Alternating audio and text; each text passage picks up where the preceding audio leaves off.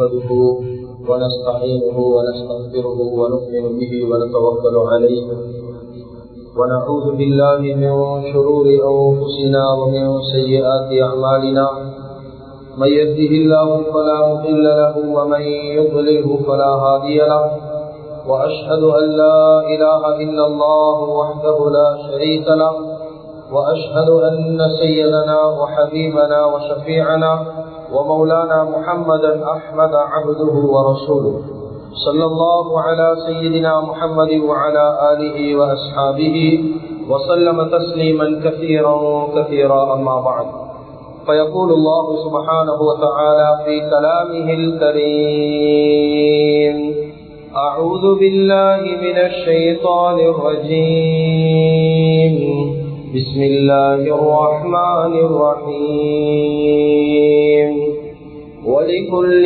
أمة أجل فإذا جاء أجلهم لا يستأخرون ساعة ولا يستقدمون صدق الله العظيم. عن أبي رافع رضي الله عنه عن النبي صلى الله عليه وسلم قال قال رسول الله صلى الله عليه وسلم من غسل ميتا فكتم عليه غفر الله له 40 مرة رواه الحاكم والبيهقي والطبراني صدق رسول الله صلى الله عليه وسلم أو كما قال صلى الله عليه وسلم. முழு உலகத்தையும் அந்த சராசரங்களையும் படைத்து பரிபாலித்து போஷித்து பாதுகாத்துக் கொண்டிருக்கக்கூடிய ஏக வல்லவனாகிய அல்லாஹு சுப்ஹானஹு வ தஆலா ஒருவனுக்கே புகழ் அனைத்தும் அல்ஹம்துலில்லாஹ்.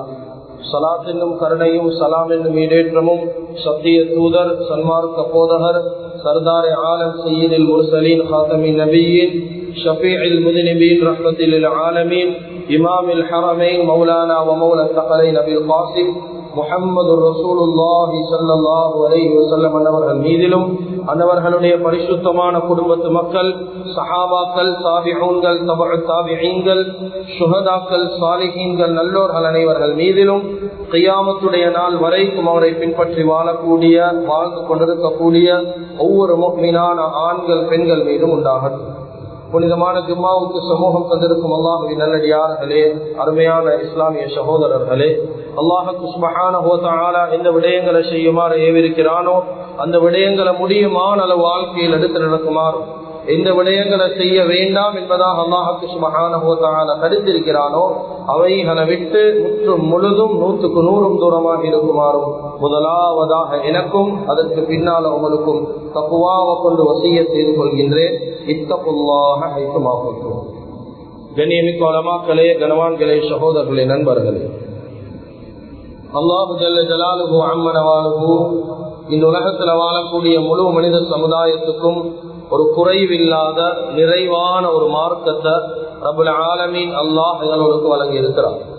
கண்ணியமிக்க அல்லாஹுவின் நல்லடியார்களே, அருமையானவர்களே, மனிதர்களுடைய வாழ்வியலோட சம்பந்தப்படாத எல்லா விதமான தெளிவுகளும் ரொம்ப தெளிவாக இந்த மார்க்கத்தின் மூலமாக வழிகாட்டப்பட்டது. எனவே இந்த உலகத்துல வாழக்கூடிய மனிதனுடைய வாழ்க்கையில அல்லாஹு சுப்ஹானஹு வ தஆலா அவனுடைய வாழ்வியலோட தொடர்பு பட்ட பல நிலைமைகள் அவனுடைய வாழ்க்கையில ஏற்படுத்தி வைத்திருக்கிறார். இந்த நிலைமைகள் அவன் வாழ்க்கையில விரும்பினாலும் சரி, அவன் வாழ்க்கையில விரும்பாவிட்டாலும் சரி, இந்த நிலைமைகள் அவனுடைய வாழ்க்கையில வரும் என்றதில் எந்த விதமான சந்தேகமும் இல்லை. அப்படியான பல இன்றியமையாத நிலைமைகள் மனிதனுடைய வாழ்க்கையில ஏற்படுத்தப்பட்டிருக்குது.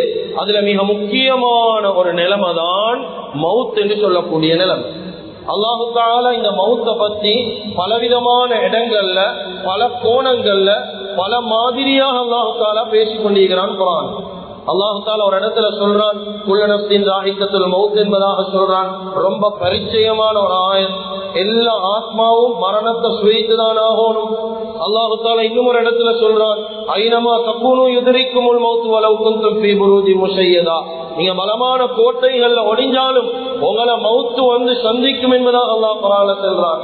இன்னும் ஒரு இடத்துல சொல்றான், குல் இன்னல் மௌத்தல்லதி தஃபிர்ரூன மின்ஹு ஃபஇன்னஹு முலாகீக்கும்.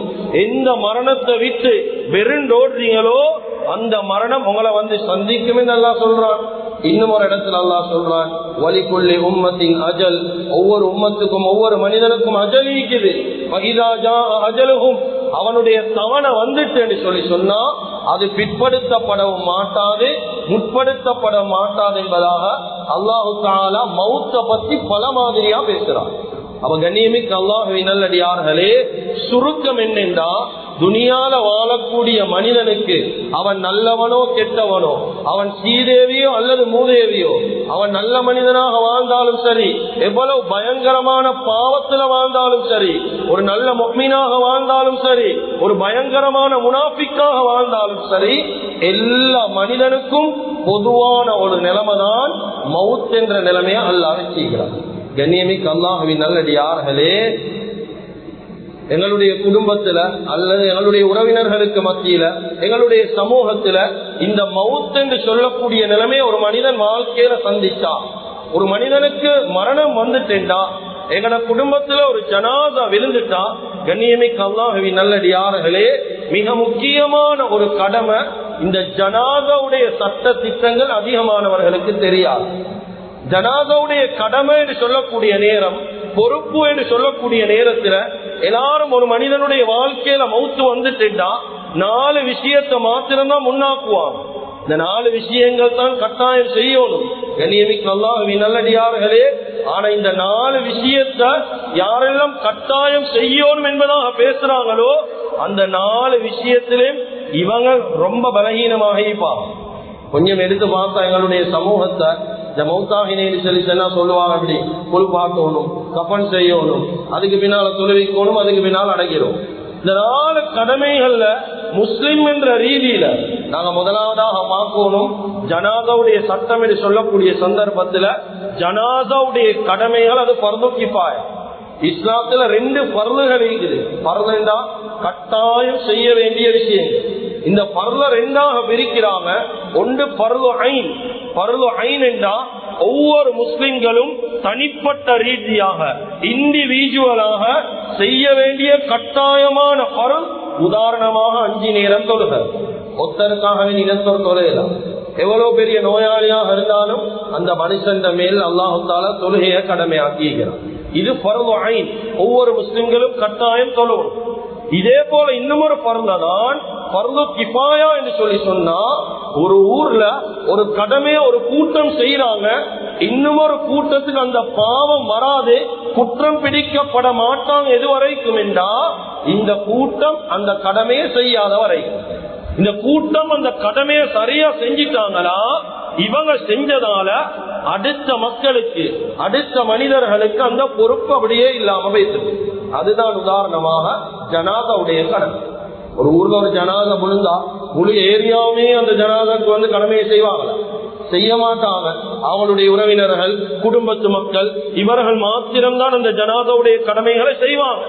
அவங்க செய்யறதால இவங்களோட பொறுப்பும் அந்த இடத்துல இல்லாம வைத்து. இதுக்குதான் சொல்லுவாங்க ஃபர்து கிஃபாயா. ஒரு ஊர்ல ஒரு கூட்டம் செஞ்சா போதும், எல்லாரும் செய்ய வேண்டிய தேவை கிடையாது. ஆனா கண்ணியமிக்க அல்லாஹ்வின் நல்லடியார்களே, இந்த ஜனாதாவுடைய கடமைன்னு சொல்லக்கூடிய நேரத்துல 4 கடமைகளை கட்டாயமாக பேசக்கூடிய நாங்க அந்த 4 கடமைகள்ல சில நேரங்கள்ல பலகீனமாயிருக்கிறோம். இந்த 4 கடமையும் பூர்த்தியாக நாங்க செய்யறதில்லை. சில மனிதர்கள் என்ன செய்வாங்க, வந்திப்பாங்க ஜனாதாவுடைய வீட்டுக்கு, ஜனாதா குளிப்பாட்டப்பட்டு கொண்டிருக்குது, ஆனா குளிப்பாட்டக்கூடிய இடத்துக்கு போறல, சும்மா வெளியில நின்று கொண்டிருப்பாங்க. கஃபன் பண்ணி கொண்டிருப்பாங்க, கஃபன் பண்றதுக்குள்ளுக்கு போறல, வெளியில சும்மா ஈப்பாங்க. அங்க ஒரு தேவை ஈந்தாலும் போக மாட்டாங்க.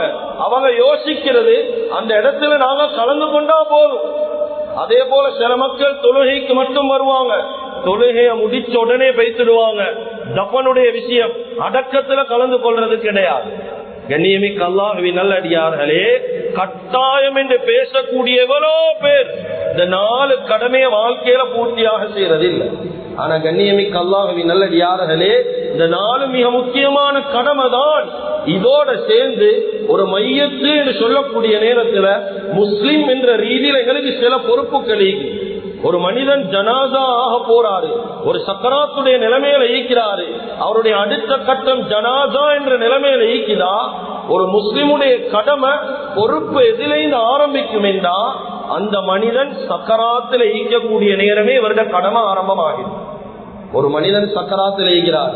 இப்ப குடும்பத்து மக்கள் நாங்க எல்லாரும் என்ன செய்யும், அதிகமானவங்களுக்கு தெரியாது என்ன செய்யணும் என்று தெரியும்.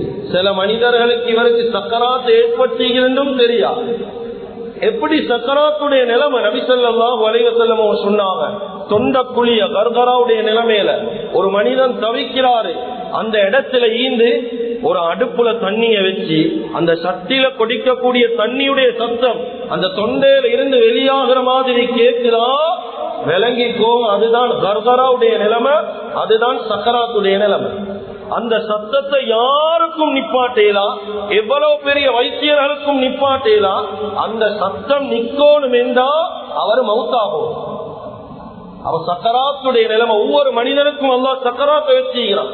சக்கராத் என்று சொல்லி சொன்னா சக்கர் ரெண்டா போத, எல்லாம் சக்கராத்து வருத்தம் என்று சொல்றான். ஆனா சக்கருக்குரிய சரியான விளக்கம் தெரியாது.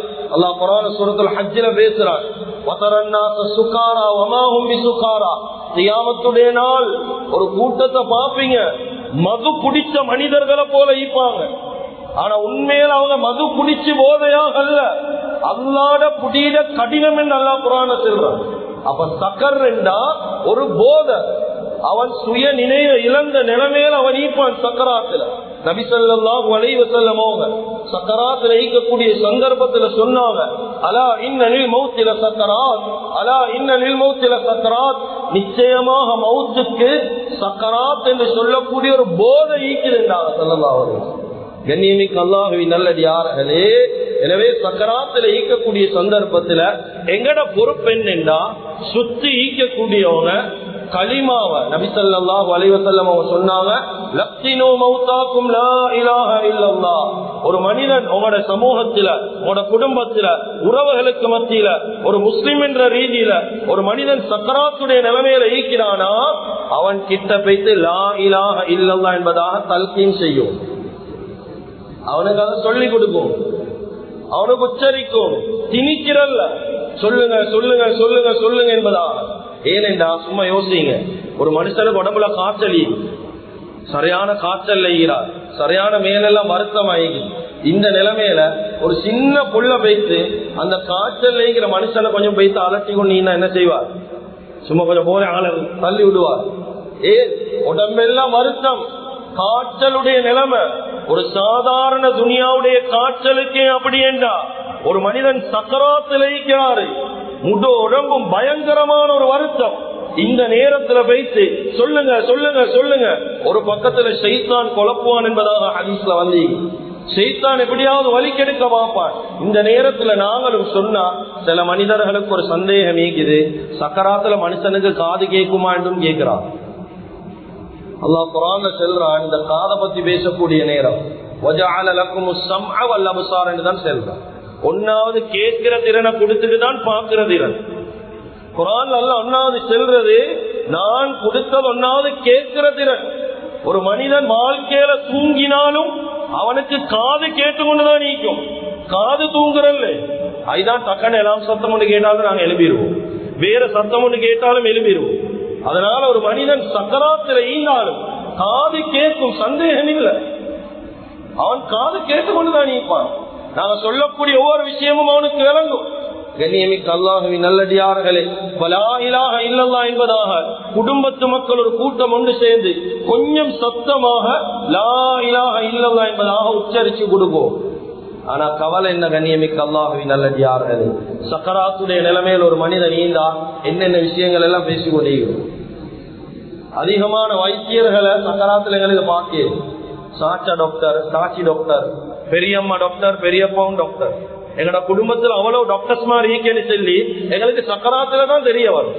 இவர் ஒருத்தர் வந்து கைய பிடிக்கிறேன், இன்னொருத்தர் காதை பிடிக்கிறேன், இன்னொருத்தர் தொண்டையை பிடிச்சு பாக்குறேன் சொல்லுவாங்க. இன்னும் ஒரு ஹவர் இல்லாட்டி 1.5 ஹவர்ல முடிச்சு, அவ்வளவுதான். ஏன் இவரே அப்படி சொல்றார்? ஏன் எங்கட அப்பங்க இப்படிதான் நீந்துச்சு, கொஞ்ச நேரத்துல சரியாகி. கண்ணியமிக்க அல்லாஹ்வின் நல்லடியார்களே, அந்த இடம் நாங்க போய் அவருடைய ஹெல்த் எல்லாம் செக் பண்ண தேவையில்ல. சக்கராத் என்று விளங்கினா எங்கட கடமை லா இலாஹ இல்லல்லாஹ் எப்படியாவது வாயால் உச்சரிக்க வைங்க. மன் ஆகிர கலாமுஹு லா இலாஹ இல்லல்லாஹ், எந்த மனுஷன் கடைசி வார்த்தை லா இலாஹ இல்லல்லாஹ் என்று அமையுமோ தகலல் ஜன்னா, அவர் சொர்க்கம் போவார். நாங்க சொல்லலாம். அவன் அந்த இடத்துல சில மக்கள் பேசுறாங்க எப்படி என்று சொல்லி சொன்னா, உலக கவலைகளை பேசுறாங்க. பாவம் அப்பா, சின்ன வயது, பாவம் அப்பா, மனைவி விட்டுட்டு போறாரு, பிள்ளைகளை விட்டுட்டு போறாங்க. கொஞ்சம் யோசிங்க, இந்த இடத்துல இருந்து அந்த காது கேட்கிற மனுஷன் சக்கராத்துல ஈக்கிறாரு. உலக கவலைகளை அவருடைய காதுல விளங்குற மாதிரி பேசினா, கண்ணியமிக்க அல்லாஹ்வின் நல்லடியார்களே, அவருடைய கடைசி முடிவு எப்படி இருக்கும்? அவருடைய டைரக்ஷன், அவருடைய கவனத்தை நாங்கள் அப்படியே திசை திருப்புறோம். இது பெரிய ஒரு அநியாயம். இந்த வேலையை செய்யவான சக்கராத்துக்கு பேச, இது எங்களுடைய ஒரு கடமை, பொறுப்பு. எனவே சக்கராத்தில் இருக்கிற மனிதனுக்கு முதலாவதாக செய்யணும் இந்த மாதிரி விஷயங்கள். லா இலாஹ இல்லல்லாஹ் திக்ருகளை செய்வாங்க. அதிகமா லா இலாஹ இல்லல்லாஹ் தான் கலிமாதான் சொல்லி கொடுப்பாங்க. இதைத்தான் முதலாவது செய்யும். கண்ணியமிக்க அல்லாஹ்வின் நல்லடியார்களே, இப்ப அந்த மனிதன் மௌத்தாகிட்டாரு என்று சொல்லி சொன்னா முதல் கட்டம் என்ன செய்யணும்? அவசரப்பட்ட எல்லாத்துக்கும் உறவினர்களுக்கு சொல்றது. இந்த காலத்துல எல்லாத்துக்கும் ஒரு அவசரம் உண்டு. எவ்வளவு வரலாறுகள் இருக்குது. சும்மா நாங்க இந்த இடத்துல பேசல. எவ்வளவு விடயங்கள், எவ்வளவு சம்பவங்கள், சரித்திரங்கள் இந்த ஸ்ரீலங்கால அவசரப்பட்டு சில இடங்களுக்கு சொல்லிடுறாங்க. பார்த்தா அந்த நபர் மவுத் இல்ல, சீனி நல்லா குறைஞ்சி, சுகர் குறைஞ்சி, ஒரு மனிதனுக்கு நல்லா குறைஞ்சாலும் அவரு கோமாவுக்கு போவாரு, உசுறு போகாது. கோமால ஈப்பாரு, மவுத்தாகினமாய்தான் ஈப்பாரு. ஆனா அவர் மவுத் இல்ல. சில நேரத்துல ஹார்ட்ல ஒரு பிளாக் வந்தா அந்த நேரத்துல பார்க்கணும், ஹார்ட்ல பிளாக்கா ஜனாதா போலதான் நீக்கும். ஆனால் மவுத்திக்க மாட்டார். ஐத்தான் ஆரம்ப காலங்கள்ல, பழைய காலங்கள்ல ஒரு மனிதன் மவுத்தா இல்லையான்னு பார்க்க வைத்தியர்கள் குறைஞ்ச காலத்துல என்ன செய்வாங்கன்றா, தேங்கெண்ணெய் கொஞ்சம் இருப்பா எடுத்து ஒரு மனிதன் மவுத்தாகினாரா இல்லையான்னு பார்க்க தேங்கெண்ணையே காதுல ஊத்துவான். இந்த தேங்கெண்ணெய் மறுக்காது வழியா வந்தா ஆள் மவுத்து, தேங்கெண்ணெய் வரலன்னா ஆள் ஹயாத்தோட தான் இருக்கிறார். இப்படி எல்லாம் மூத்தவர்கள் உறுதிப்படுத்தினாங்க ஒரு மனிதன் வஃபாத்தா இல்லையான்னு சொல்லி. கண்ணியமிக்க அல்லாஹ்வின் நல்லடியார்களே, இதுவும் எங்களோட ஒரு பொறுப்பு தான், கடமை தான். முதல்ல பார்க்கணும், அவரை ஜனாதான்னு சொல்ல முன்னுக்கு ஆள் மவுத்தான்னு சொல்லி வெரிஃபை பண்ணி கொள்ளும். அப்படி இல்லை எங்களுக்கு தெரியாவா, ஒரு டாக்டர் ஒன்றை கூப்பிட்டு டாக்டர் ரிப்போர்ட் ஒன்று எடுத்துக்கொள்ளும். கண்ணியமிக்க அல்லாஹ்வின் நல்லடியார்களே, அருமையானவர்களே, அப்படி மவுத் உறுதிப்படுத்தப்பட்டுட்டா அடுத்தை செய்ய வேண்டியது கண்களை நல்லா கசக்கி மூடி நாடில ஒரு கெட்டொண்டு போடும். இது போட செல்றது காரணங்கள் கண்ணியமிக்கவர்களே. சும்மா மூத்தவங்க சொல்லிட்டு போகல, மூத்த உலமாக்கள் சும்மா இதெல்லாம் வழிகாட்டல்ல. நீங்க எல்லாம் இது கடமையான்னு கேட்டா நாங்க எல்லாம் சொல்லுவோம், இது கடமை அல்ல, இது ஒரு பொறுப்பு, ஒரு மனிதநேயம். கண் திறந்திக்குதா, நபி ஸல்லல்லாஹு அலைஹி வஸல்லம் அவங்க அபூ ஸலமா ரலியல்லாஹு அன்ஹுடைய ஜனாதாவை பார்க்கறாங்க, கண் திறந்திக்குது, கண்களை கசக்கி மூடி விட்டதாக ரிவாயத்திலே. கண்ணியமிக்க அல்லாஹ்வின் நல்லடியார்களே, அருமையானவர்களே, ஏன் இது ரெண்டும் அவசரமாக மூடுகின்றாங்க, ஏன் வாய நாடி கெட்டு போட செல்றாங்க? அந்த இடங்கள் சரியான சொக்கான இடம். உடம்புல சூடு ஈக்கக்கூடிய சந்தர்ப்பத்துல அதை அப்படியே மூடிக்கொள்ளணும். அப்படி இல்ல, உடம்புல சூடு போனா சங்கிலிய போட்டு இழுத்தாலும் ரொம்ப கஷ்டப்படணும் அதை மூட.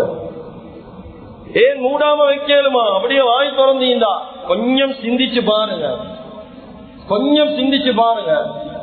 இந்த காலத்துல ஒரு மனுஷன் நல்லா ஈக்கிறான், ஹயாத்தோட ஈக்கிறான், கண்ணும் நல்லா ஈக்குது, வாயும் நல்லா ஈக்குதுன்றாவே அவனை பார்த்து குறை சொல்ற சமூகம் தான் எங்களோட சமூகம் இல்லையா? அவன் அப்படி, அவன கண் இப்படி, அவன வாய் இப்படி. மனுஷன் ஹயாத்தோட தான் ஈக்கிறான், மனுஷன் உசுரோட தான் ஈக்கிறான். ஆனாலும் உருவக்கேலி பண்ணக்கூடிய ஒரு சமூகம், ஒரு பயங்கரமான ஒரு சமூகம். மௌத்தாகினத்துக்கு பின்னால அந்த ஜனாதாவுக்கு என்னென்ன கமெண்ட் வரும் எல்லாரும் நினைச்சு கொண்டீங்க என்ன தெரியுமா? ஊடக தர்மம் கலக்கப்பட்டுட்டு இந்த வாட்ஸ்அப் பேஸ்புக் எல்லாம் மனுஷனை நாசமாக்கி எல்லாம் நினைக்கிறாங்க சிரிச்சு கொண்டு மௌத்தாவியா மட்டும்தான் நல்ல ஜனாதா எடுத்தது. யார் இதெல்லாம் செல்றது? சஹாபாக்களுடைய ஜனாதாக்கள் எடுத்து பார்ப்போம். எத்தனை சஹாபாக்களுடைய உடல் துண்டு துண்டாக வெட்டப்பட்டுச்சு. அப்ப இதுக்கு நாங்க என்ன சொல்லுவோம்? ஹுசைன் ரலியல்லாஹு அன்ஹுடைய களத்து தனியா எடுக்கப்பட்டுச்சு, ஒரு பிளேட்ல வைக்கப்பட்டுச்சு. உஸ்மான் ரலியல்லாஹு அன்ஹுடைய ஜனாதாவுக்கு கல்லடிக்கப்பட்டுச்சு. உமர் ரலியல்லாஹு பல இடங்கள்ல குத்தப்பட்டாங்க. அப்ப இந்த சஹாபாக்களுடைய ஜனாதாக்களை கண்ட என்ன சொல்லுவோம்? அவ நல்லா ஈக்க போக்கல உருவக்கேலி பண்ணக்கூடிய சமூகம். அவர் மௌத்தாகி வாய் கொஞ்சம் திறந்திக்குது, கண் கொஞ்சம் உசக வைத்திருந்தா என்னென்ன செல்வாங்க? நல்ல அதாபு பட்டிப்பார் போல, நல்ல வேதனை பட்டிப்பார் போல.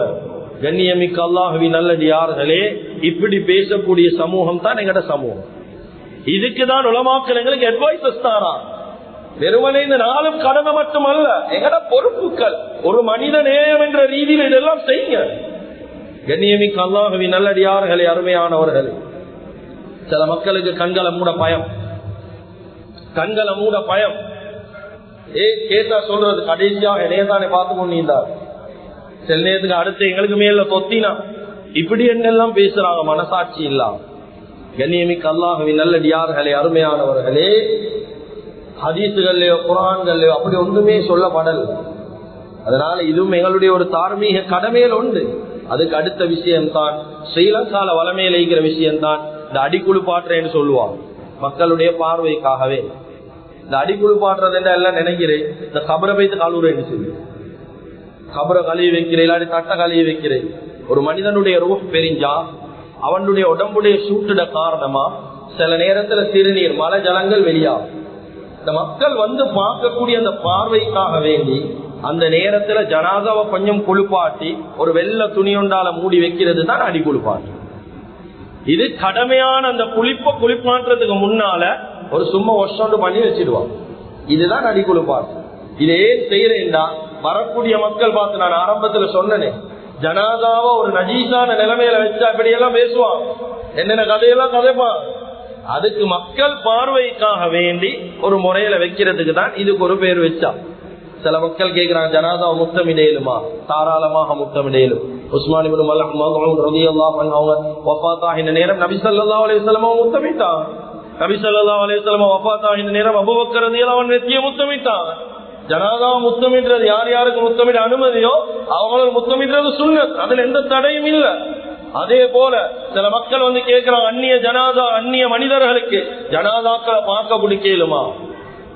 சுருக்கமாக செல்ற, நான் இதை விரிவாக பேசல, விரிவாக பேச நேரம் இடம் கொடுக்காது. சுருக்கமாக சொல்றேன், எங்கட குடும்பத்தில் ஒரு ஆணோ பெண்ணோ வஃபாத் ஆகினா, ஆண் ஜனாதாவா ஈந்தா, மஹரமானவர்கள் இஸ்லாத்துல அவர்களுக்கு மாத்திரம் பார்க்க அனுமதி கொடுங்க. அந்நிய மனிதர்கள்ல ஆண்களுக்கு மாத்திரம் பார்க்க அனுமதி கொடுங்க. பெண் ஜனாதாவா ஈந்தா அந்நியர்கள் பெண்கள் பார்க்கட்டும். அதே போல மஹரமானவங்க மட்டும் எங்களை சமூகத்துல பார்க்கணும். இதுதான் சுருக்கம். இது எப்ப சொல்லணும் தெரியுமா? அந்த நேரத்துல ஜனாதாவுடைய வீட்டுல பயான் பண்றது இல்லை. இது முறை வாழ போக்கல மஹரத்தை பேணி வாழணும், அதுதான் முறை. வாழ போக்கல இங்க போக அவளோடய பேசுரு, முன்னு கூட்டு தாத்தாவோடய பேசுரு, போற வார வழியில எல்லாம் எல்லா பெண்களோடய பேசிக்கொண்டு போனா, இப்ப மௌத்தாகினா என்ன செய்வாங்க? நல்ல மனுஷனப்பா, ரோட்ல கண்டா சிரிச்சிட்டு தான் போவார், ரோட்ல கண்டா கதைச்சிட்டு தான் போவார். இப்ப ஜனாதாவை பார்க்க வருவாங்களா இல்லையா? அந்த நேரத்துல சண்டை பிடிக்கலுமா? இப்ப தடுக்கிறது குடும்பத்து மக்களுடைய பிழையா, இல்ல வாழக்கூடிய நேரம் மஹரத்தை பேணாம வாழ்ந்த அந்த மனுஷன் பிழையா? அதனால வாழக்கூடிய நேரம் பக்குவமாக நாங்கள் வாழ்ந்து கொள்வோம். கண்ணியமிக்க அல்லாஹ்வின் நல்லடியார்களே, அருமையானவர்களே, அதுக்கு அடுத்து நடக்கக்கூடிய ஒரு தவறு தான் ஜனாதாவை பார்க்க வரக்கூடியோம். இது பெரிய ஒரு இபாதத்தை நினைச்சிட்டு வாராம். பார்க்க வாங்க, அது தடை இல்லை, பார்க்கிறது பெரிய ஒரு இபாதத். ஆனா பார்க்க வரக்கூடிய மக்கள், உறவினர்கள், குடும்பத்து மக்கள், அக்கம் பக்கத்தார்கள், நண்பர்கள் எல்லாம் வாராங்க. ஆனா வந்துட்டு வாராங்க ஜனாதாவுடைய நினைவுல தான். ஆனா வந்த உடனே ஜனாதா வீட்டுல இருந்து ஜனாதா உடனே மறந்துட்டான். ஜனாதா உடனே தான் அங்கேருந்து வாராங்க, ஜனாதா வீட்டுக்கு வந்தா ஜனாதா உடனே மறந்துடுறான். கண்ணியமிக்க அல்லாஹ்வின் நல்லடியார்களே, நபி ஸல்லல்லாஹு அலைஹி வஸல்லம் அவங்க ஹதீஸ், ஃபஇதா ரஅய்துமுல் ஜனாஸத ஃபகூமு என்ன ஸல்லல்லாஹு அலைஹி வஸல்லம், ஜனாதாவை கண்டா எழும்புங்க என்ன. அப்படி சொன்னா, ஒரு யஹூதி பெண்மணியுடைய ஜனாதா போகுது, நபி ஸல்லல்லாஹு அலைஹி வஸல்லம் எழுப்பினாங்க. சஹாபாக்கள் கேட்டா, ஒரு யூத பெண்மணி யார சொல்ல எழும்போடும் சொன்னாங்க, நாளைக்கு இந்த முஹம்மதையும் இதே மாதிரி தானே கொண்டு போவாங்க. எனக்கு ஒரு பயம் வந்துட்டு, அதுல ஜனாதா எனக்கு பயமாயிருக்குது.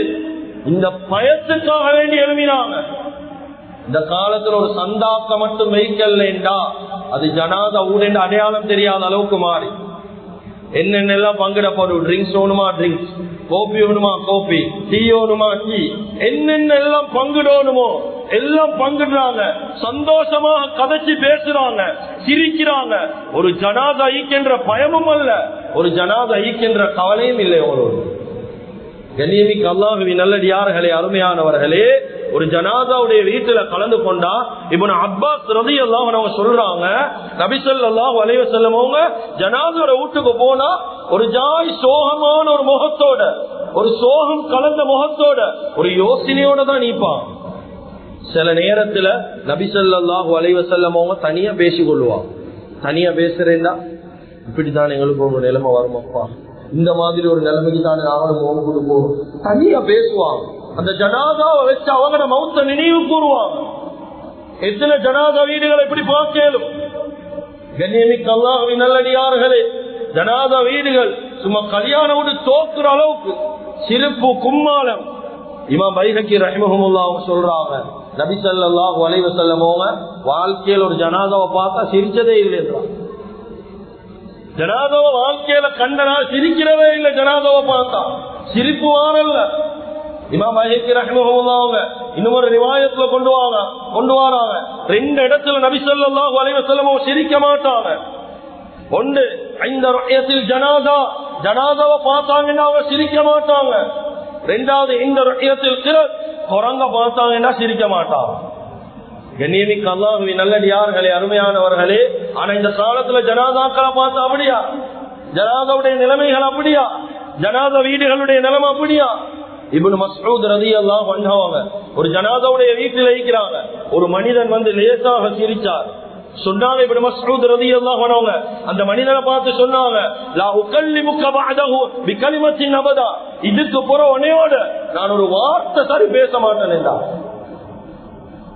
கண்ணியமிக்க அல்லாஹ்வின் நல்லடியார்களே, அருமையானவர்களே, ஜனாதாவுடைய வீட்டுகளை இந்த அளவுக்கு கண்ணியப்படுத்தினாங்க, இந்த அளவுக்கு கண்ணியம் செலுத்தினாங்க.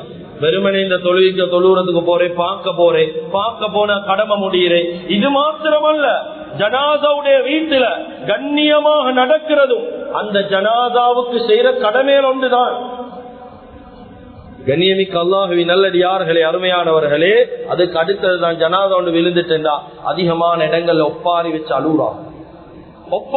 அழுகுறான், முகத்துல கையில கால அடிச்சு கொண்டு அழுகுறான், ஈமான் இல்லாத வார்த்தைகளை பேசுறாங்க. இதுக்கு பின்னால் இந்த குடும்பத்தை யாரு பாக்குறேன், வெறும் போன எங்கட நிலைமை என்ன? இதெல்லாம் கண்ணியமிக்க அல்லாஹ்வின் நல்லடியார்களே ஒரு காலமும் பேசலாம். உமர் இப்னு அப்துல் அசீஸ் ரஹிமஹுல்லாஹ் 16 புள்ள மௌத்தா போகக்கூடிய நேரம், 16 புள்ள. மக்கள் வந்து கேட்டாங்க, 16 புள்ள சொத்து செல்வம் ஒன்று போன வாழ்க்கையில இல்ல, என்னத்தை விட்டுட்டு போறீங்க? உமர் இப்னு அப்துல் அசீஸ் ரஹிமஹுல்லாஹ் சொன்னாங்க, என்ன தெரியுமா, இந்த புள்ளையில நான் நல்ல முறையில வளர்த்திக்கிறேன், சாலிகான புள்ளையிலா, அந்த புள்ளையில சாலிகான முறையில வளர்த்திக்கிறேன், அவங்க சாலிகான முறையில வாழ்ந்தாங்கன்றா குர்ஆன் சொல்லுது, வஹுவயத்தவல்ல சாலிஹீன், அல்லாஹ் தஆலா அந்த சாலிஹீன்களுக்கு பொறுப்பெடுத்துக் கொள்வோம். அப்ப அல்லாஹ் பொறுப்பெடுக்கிற அந்த சாலிஹீன்களை நானே பொறுப்பெடுக்கணும்னு கேட்டான். இந்த புள்ளை பாவி ஆயிதாங்கண்டா, மோசமான புள்ளையில ஆயிதாங்கண்டா, அந்த பிள்ளைகளுடைய விஷயத்துல மோசமான முறையில வாழ்றாங்க, அந்த மோசமான பிள்ளைகளை நானே பொறுப்பெடுக்கணும் என்று சொல்லி கேட்டாங்க. கண்ணியமிக்க அல்லாஹ்வின் நல்லடியார்களே, அருமையானவர்களே, மௌத்தா போன அழுகுறதுல எந்த தடையும் இல்லை. ஆனா அழுகுறதுக்கு ஒரு ஹுதூத், ஒரு ஹுர்மத்துகள் கொடுக்கப்பட்டு ஒரு வரையறைகளில் எப்படி அழுவோம்? நபி ஸல்லல்லாஹு அலைஹி வஸல்லம் அவருடைய மகன் இப்ராஹிம் ரலியல்லாஹு அன்ஹு வஃபாத் இந்த நேரம் கபருக்குள்ள வைக்கப்படுவது. இந்த நேரம் நபி ஸல்லல்லாஹு அலைஹி வஸல்லம் அழுதாங்க என்பதா ரிவாயத். அழுதான் சஹாபாக்கள், யா ரசூலுல்லாஹ், நீங்க தானே ஹயாத்து மௌத் அல்லாஹ்ட புறம் என்று சொல்றீங்க, எங்களுக்கு எல்லாம் சொல்லித்தானே, நீங்க தானே, நீங்களே இப்படி அழுவுறீங்களே யா ரசூலுல்லாஹ்? சொன்னாங்க, என் கண்கள் தான் அழுவுது, என் கல்பு அல்லாஹ்வோட தான் தொடர்பாயுது. நான் ஒரு நாள் ஈமான் இலக்கல்ல, வஃபாத் தான், ஜனாஸா தான், ஆனா நான் கபூல் செஞ்சேன், நான் ஈமானுடன். கண்ணியமிக்க அல்லாஹ்வின் நல்லடியார்களே, இப்படி எல்லாம் முடிச்சதுக்கு பின்னாலதான் அடுத்த கடமை குளிப்பாட்டுறதுக்கு வரும். நேரம் இடம் கொடுக்கிற மாதிரி ரொம்ப சுருக்கமாக பேசுறேன். கண்ணியமிக்க அல்லாஹ்வின் நல்லடியார்களே, குளிப்பாற்றுறது என்று சொல்லக்கூடிய நேரத்துல அதுக்கு மிகவும் தகுதியானவங்க குடும்ப உறவினர்கள் தான். ஏன் குடும்ப உறவினர்கள் குளிப்பாட்ட ஊனும் என்பதாக பலவிதமான காரணங்களில் ஒன்னாவது, ஜனாதாவை ஏன் நெருங்கிய உறவினர்கள் குளிப்பாட்டணும் என்றால், அவங்க ஜனாதாவுடைய ஒரு குறைய கண்டா வெளியில பேச மாட்டாங்க. மாப்பா மவுத்து, மாப்போட ஜனாதால உடம்புல ஒரு குறையும், மகன் வெளியில செல்லுவாராம், மகன் வெளியில செல்றா, சொல்ல மாட்டார். மகன் மவுத்து வாப்ப குளிப்பாட்டார், சொல்லுவாங்களா? சொல்ல மாட்டாங்க, கேவலப்படுத்த மாட்டாங்க. ஆனா ஒரு நாள் இல்லாட்டி ஒரு நாள் நெருங்கின உறவினரை தாண்டி யாராவது சொல்லியிருந்தா, ஒரு ஜனாதாவை குளிப்பாட்டினோம் அப்பா, இப்படி ஒரு குறையொன்று இருந்துச்சு, எப்பயாவது ஒரு நாள் இந்த ஜனாதாவுடைய குறை வெளியில போகும். அப்ப தகுதியான உறவினர்கள்.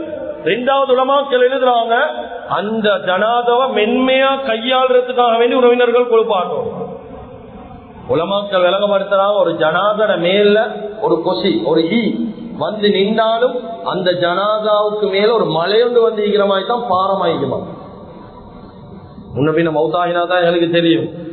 உலமாக்கள் எழுதின விஷயங்கள் இதெல்லாம். ஒரு ஈயொன்று வந்து உட்கார்ந்தா மலைய போல ஈக்கும். அப்ப வெளியில ஒருத்தர் வந்து குளிப்பாற்றாருண்டா, மௌத்தாகின இந்த பச்சை உடம்ப, புண்ணாகின உடம்ப எப்படி இவர் கையாளுவார்? விரட்டுவாரு, அங்களை தாக்குவாரு, இதாக்குவாரு. இந்த நேரத்துல நாங்க சொல்லலுமா? சொல்ல போகல, அப்படி என்ன நீங்க குளிப்பாட்டுவார். இதுக்குதான் எங்கட வாப்போ நாங்க மென்மையா கையாளுவோம். பொம்பளை பிள்ளைகளுக்கு சொல்லிக் கொடுங்க, எங்கட தாயை நாங்க மென்மையா கையாளுவோம். ஏன் மௌத்தாகிறார், எவ்வளவு காலம் நோயில இருந்தாங்கன்னு எங்களுக்கு தான் தெரியும். வாரவனுக்கு தெரியுமா? அவனுக்கு அது 10,000 வேலையில ஒரு வேலை, அது செஞ்சுட்டு வைத்துருவார். அதுக்குத்தான் இஸ்லாம் செல்லுது, அகாரிபுகள் சேர்ந்து கொடுப்பார்கள். இதெல்லாம் கேவலமான வேலை அல்ல. சிலவங்க யோசிக்கிறதல்ல, பாதுகாக்கணும், தவறா இருந்தா மன்னிச்சு போகணும். சிலவங்க யோசிக்கிறாங்க இது ஒரு கேவலமான வேலைன்னு சொல்லி ஜனாதாக்களை குளிப்பாற்றுறது இது கேவலமான ஒரு வேலை, நஜீசுகள் எல்லாம் எடுக்கணும். கண்ணியமிக்க அல்லாஹுவின் நல்லடியார்களே, ஸல்லல்லாஹு அலைஹி வஸல்லம் சொன்னாங்க, மன் கஸல மய்யிதன், எந்த மனிதன் ஒரு ஜனாதாவை குளிப்பாட்டுவானோ ஃபகத்தம அலைஹி குஃபிரல்லாஹு லஹு 40 மர்ரா, அல்லாஹ் தஆலா ஒரு நாளைக்கு 40 தடவை அவனை மன்னிக்கிறாங்க ஸல்லல்லாஹு அலைஹி வஸல்லம். அப்ப இந்த நன்மைகளை நாங்க எங்க அனுப்புறோம்? வெளியில அனுப்புறோம். காலண்ட வச்சு அயருக்கு காலண்ட கொண்டு வந்து இந்த ஜனாதா குளிப்பாட்டக்கூடியவர்களுக்கும் இரக்கமாக அன்பாக வேண்டிக் கொள்றேன். இந்த ஜனாதா குளிப்பாட்டுறது ஒரு தொழில் அல்ல. தொழில் அது வேற தொழிலை செய்யணும். இது தொழிலா எடுக்க வேணும். இது ஒரு சர்வீஸ், இது ஒரு ஹிதமத். இது செய்யணும் ரப்புக்காக வேண்டி மாத்திரம். இதுக்கு துனியால கூலி எதிர்பார்த்தீங்களா, ஆகிரத்தில் இதுக்குரிய கூலி கிடைக்காது. ஆனா இந்த காலத்துல கவலை, ஜனாதா குளிப்பாட்டக்கூடியவங்க 1-2 பேர் சண்டை பிடிக்கிறாங்க. எங்களுக்கு அந்த ஜனாதா எங்களுக்கு தரல, அவர் மௌத்தாவின் வாப்பாவை எங்களுக்கு தரல குளிப்பாட்ட சண்டை. இது ஒரு சர்வீஸ், கண்ணியமிக்க ஹிதமத். ஒன்று இதுக்காக வேண்டி சண்டை பிடிக்க தேவையில்ல. கண்ணியமிக்க அல்லாஹுவின் நல்லடியார்களே, அப்படி வெளியாளத்தரை கொண்டு வந்துட்டீங்களா, எவ்வளவு குளிப்பாட்ட தெரியாவா? கண்ணியமிக்க அல்லாஹுவின் நல்லடியார்களே, இமாம் ஷாஃபி ரஹிமஹுல்லாஹ், இமாம் மாலிக் ரஹிமஹுல்லாஹ் சொல்றாங்க, அவங்களுக்கு ஒரு கூலி நிர்ணயிக்கப்பட்டிருக்குதா, அந்த கூலியை கொடுக்கறதுல பிழை இல்லை. சிலவங்க குளிப்பாட்டையும் இல்ல, குளிப்பாட்டையும் தெரியா, யார் சரி குளிப்பாட்ட வந்துட்டா அந்த இடத்துல பேசுறாங்க, நாங்க எப்படி செய்வோம், இது ஒரு சர்வீஸ், அப்படி என்ன எங்களுக்கு தான் செய்வோம்.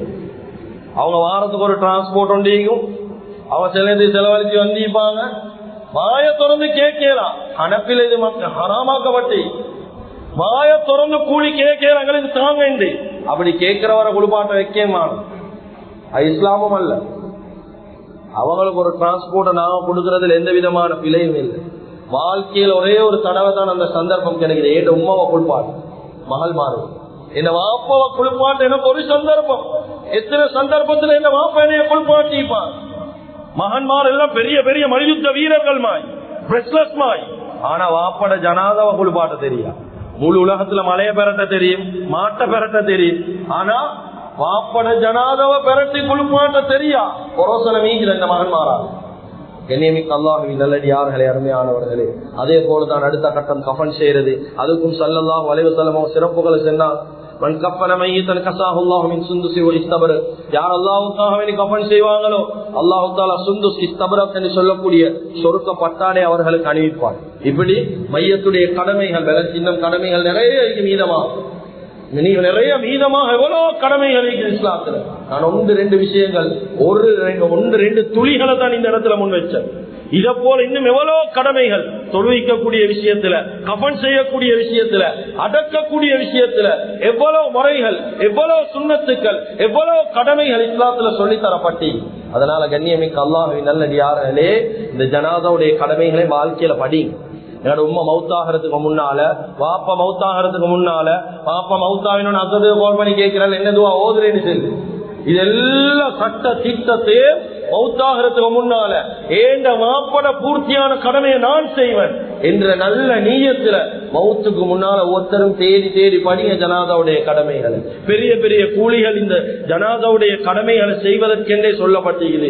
எனவே எந்தெந்த விஷயங்களை பேசினோமோ கேட்டோமோ இஹ்லாஸோட இஸ்திக்லாஸோட மௌத்து வரைக்கும் அமல் செய்யக்கூடிய பாக்கியத்தை அல்லாஹ் தஆலா நம் அனைவர்களுக்கு வழங்குவானாக. எங்களோட பாவங்களை மன்னிப்பாயாக. எங்களை பெற்று வளர்த்து ஆளாக்கி எங்களுடைய அன்பு தாய் தந்தையுடைய பாவங்களை மன்னிப்பாயாக. எங்களுடைய இறுதி முடிவை நல்லதாக்கி வச்சிருவாயாக. லா இலாஹ இல்லல்லாஹ் முஹம்மது ரசூலுல்லாஹ் என்ற கலிமாவோடு எங்களுடைய ரூஹ்களை கைப்பற்றிடுவாயாக. வ ஆகிரு தஅவானா அல்ஹம்துலில்லாஹி ரப்பில் ஆலமீன்.